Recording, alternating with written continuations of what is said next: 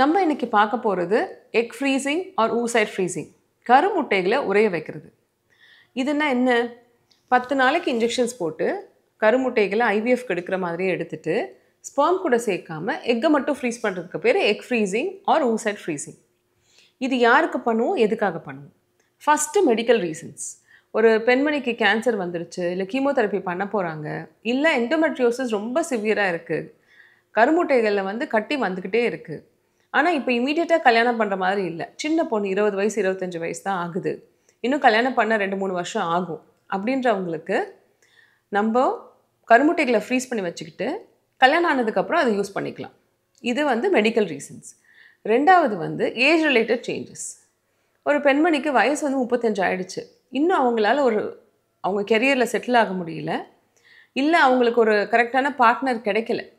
அதனால் ஏஎம்ஹெச்ன்ற ஒரு வேல்யூ கம்மியாக இருக்குது அப்படின்னா அவங்க முன்னாடியே எக்கை ஃப்ரீஸ் பண்ணி வச்சுக்கிட்டு எப்போ அவங்க கல்யாணம் ஆகுறாங்களோ அவங்க ஒரு 2 வருஷம் ட்ரை பண்ணி நடக்கலைன்னா இதை எடுத்து யூஸ் பண்ணிக்கலாம். ஏன்னா உமனோட ageing is very very important. Social reasons.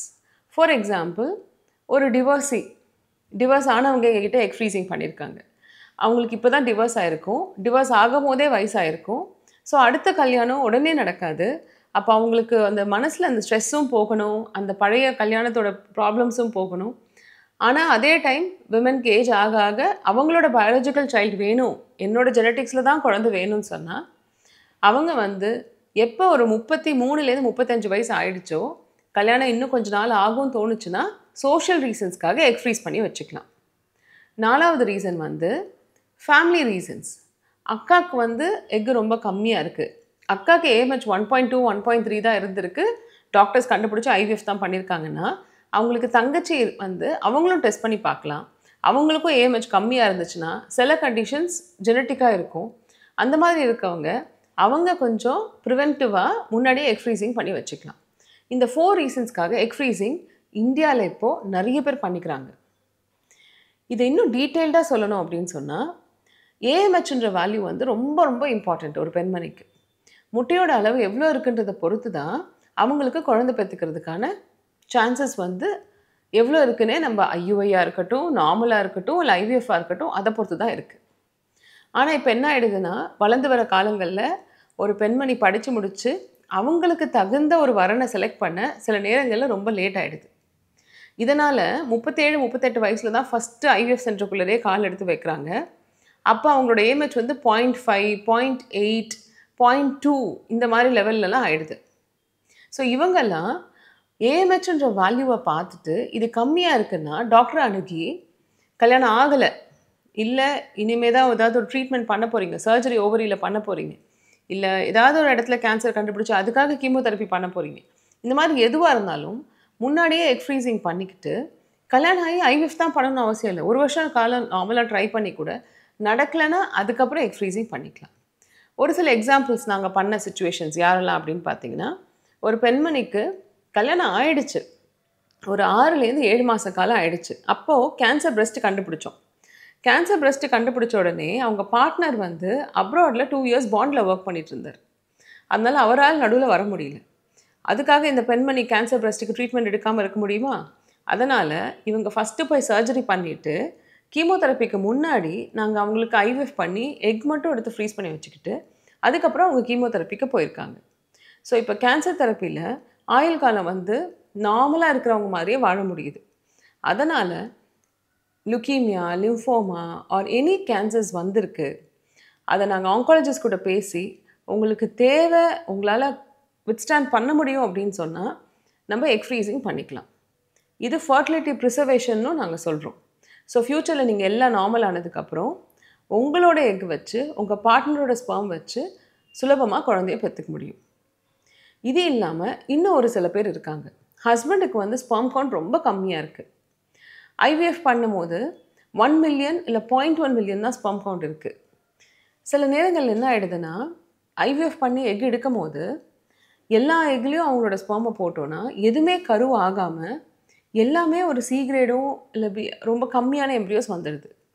அதனால் இப்போ 20 எக் எடுத்தோன்னா 10 எக்கில் ஹஸ்பண்டோட ஸ்பெர்ம் போட்டுட்டு 10 எக்கை அப்படியே ஃப்ரீஸ் பண்ணி வைக்கலாம். அப்போ என்ன ஆகும்? சப்போஸ் ஹஸ்பண்டோட ஸ்பெர்ம் கவுண்ட் ரொம்ப மோசமாக இருந்து எம்ப்ரியோ வரலை அப்படின்னா 10 எக்காக ஃப்ரீஸ் பண்ணதுனால அவருக்கு இன்னும் தெரப்பீஸ் கொடுத்து அவருக்கு வேறு ஏதாவது மொடாலிட்டிஸ் பண்ணி திருப்பியும் அவரோட ஸ்பெர்ம் யூஸ் பண்ணலாமான்னு ட்ரை பண்ணலாம். இல்லை அந்த சுச்சுவேஷனில் அந்த கப்பல் வந்து இது போதும் எனக்கு, நான் டோனர் ஸ்பெர்ம்ஸ் யூஸ் பண்ணிக்கிறேன்னா திருப்பி ஒரு ஐவிஎஃப் சைக்கிள் பண்ண தேவையில்லை, டோனர் ஸ்பெர்ம்ஸ் யூஸ் பண்ணிக்கலாம். ஸோ இந்த மாதிரி பல வேறு காரணங்களுக்காக எக் ஃப்ரீசிங் பண்ணப்படுது.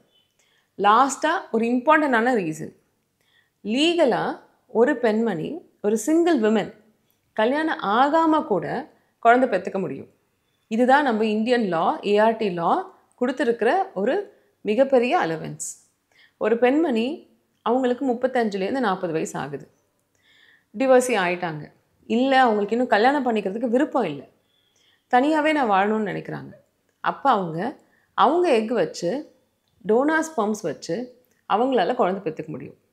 ஒரு சிங்கிள் விமனால் ஐயுஐ பண்ணியோ ஐவிஎஃப் பண்ணியோ லீகலாக அந்த குழந்தைக்கு அம்மாவாக நிம்மதியாக வாழ முடியும். ஸோ இந்த விஷயங்கள்லாம் எதுக்காக நாங்கள் சொல்கிறோம் அப்படின்னா, நிறைய பேர் எங்ககிட்ட 42, 43 வயசில் கல்யாணம் ஆகி 6 மாத காலத்தில் 1 வருஷம் காலத்தில் வந்து நாங்கள் உங்களோட எக்கு தீர்ந்து போச்சுன்னு சொல்லும் போது அழுறது வந்து எங்களுக்கு நெஞ்சே பாரமாயிடுது. அப்போ அது நடக்கக்கூடாதுன்னா என்ன பண்ணணும்? அப்பா அம்மா இல்லை ஜாதகத்தினால உங்களுக்கு கல்யாணம் ஆகிறது லேட் ஆச்சு, இல்லை ஏதோ ஒரு சோஷியல் ரீசன்ஸ்னால உங்களுக்கு கல்யாணம் ஆக லேட் ஆச்சுன்னா தயவு செஞ்சு 30லேருந்து 35 வயசில் இருக்க பெண்மணிகள் ஏதாவது ஒரு ஓவரிக்கு சர்ஜரி பண்ண போகிறோம், இல்லை கல்யாணம் ரொம்ப தள்ளி போகுது, இல்லை அக்காவுக்கு இந்த மாதிரி ப்ராப்ளம் இருந்துச்சு, இந்த மாதிரி இருக்கிறவங்க ஒரு ஏஎம்ஹெச்ன்ற ஒரு மினிமல் டெஸ்ட் பண்ணிவிட்டு உங்கள் கைனகாலஜிஸ்ட்டை கன்சல்ட் பண்ணிவிட்டு தேவைப்பட்டதுன்னா எக் ஃப்ரீசிங் பண்ணிக்கோங்க. இது உங்களுக்கு உங்களோட கனவு ஃப்யூச்சரில் உங்களோட பயாலஜிக்கல் சைல்டுன்னு வரத்துக்கு பெரிய உறுதுணையாக இருக்கும். அப்ராடில் யூரோப்பியன் கண்ட்ரீஸ்லலாம் எத்தனை பேருக்கு ஐவிஎஃப் பண்ணுறாங்களோ அதோட same 50% of patients also do egg freezing. Egg freezing social ரீசன்ஸ்க்காக பண்ணுறது வந்து ரொம்ப ஜாஸ்தியாக வளர்ந்துட்டு வருது அயல் நாடுகளில். நம்மளுக்கும் அந்த அவேர்னஸ் இருந்தால் தான் நம்ம பெண்மணிகளும் ப்ரொஃபஷ்னலாக இப்போ எப்படி அவங்கள மாதிரியே நிறைய வேலை செஞ்சு பெரிய மல்டிநேஷ்னல் கம்பெனிக்கு ட்ராவல் பண்ணுறாங்களோ இவங்களும் குழந்தைய பற்றிக்க ரொம்பவே யூஸ்ஃபுல்லாக இருக்கும். யூகேக்கு போய் கல்யாணம் ஆன ஒரு பெண்மணி யூகேக்கு போய் 2 வருஷம் வேலை செஞ்சுட்டு தான் வருவேன்றதுனால ஐவிஎஃப் பண்ணி எம்ப்ரியோ ஃப்ரீஸ் பண்ணி வச்சுக்கிட்டு அப்புறம் போனாங்க யூகேக்கு. ஸோ இந்த மாதிரி விஷயங்கள் நிறையா இருக்குது. நிறைய விஷயங்களை தெரிஞ்சுக்கோங்க. Stay healthy and stay positive.